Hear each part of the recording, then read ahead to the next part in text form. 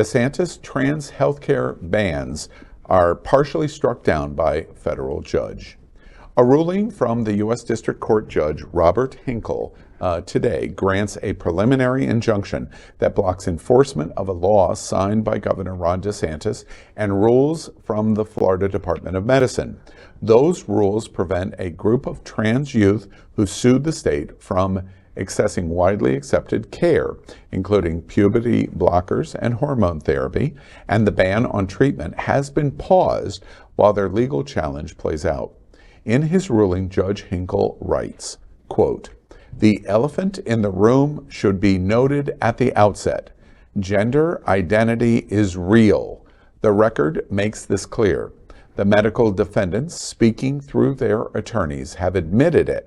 Still, an unspoken suggestion running just below the surface in some of the proceedings that led to adoption of the statute and rules at issue, and just below the surface in the testimony of some of the defense experts, is that transgender identity is not real, that it is made up. Any proponent of the challenged statute and rules should put up or shut up. Do you acknowledge that there are individuals with actual gender identities opposite their natal sex, or do you not? Dog whistles ought not be tolerated." End quote. Oh my goodness. That was so It's hot. an interesting position of the judge because, first, this is not a state court. It is a federal court. And just like the stay that we saw this week in Tennessee, a federal court challenge on constitutionality is much, much harder than a supermajority GOP evangelical-led state house. Nashville in Tennessee is going to have difficulties. Tallahassee in Florida is going to have difficulties. Austin in Texas is going to have difficulties when it starts into the federal circuit. Now, the question here is on the stay and the hearing of what would happen, because it's going to be challenged and challenged beyond into the courts, but to the Supreme Court.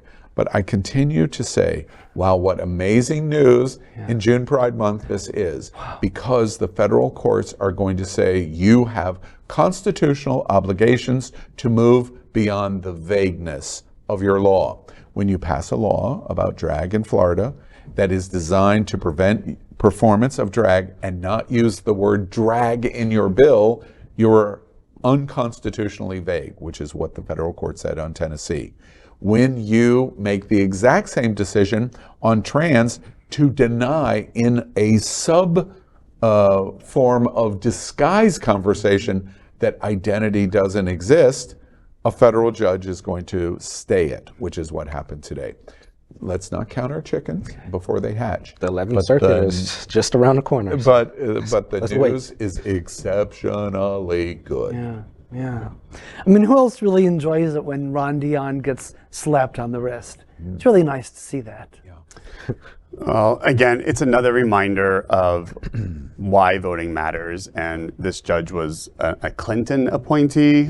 So again, we hate to use the court system to be so political, but obviously the other side has completely politicized the courts.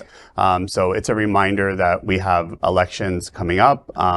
These judges, Biden is doing a great job of trying to get judges through as many appointees. I think he's set a record for the amount of appointees that he has. So, for all those out there that were not excited by Biden, especially amongst our own community, I'm speaking to you, this is why it's important, because he is going to appoint judges that are going to support our community.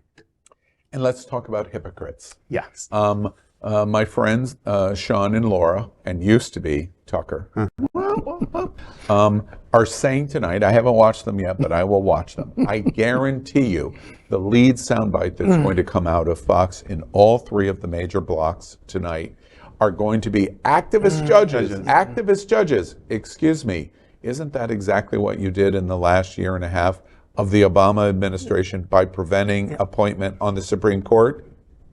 Activist judges.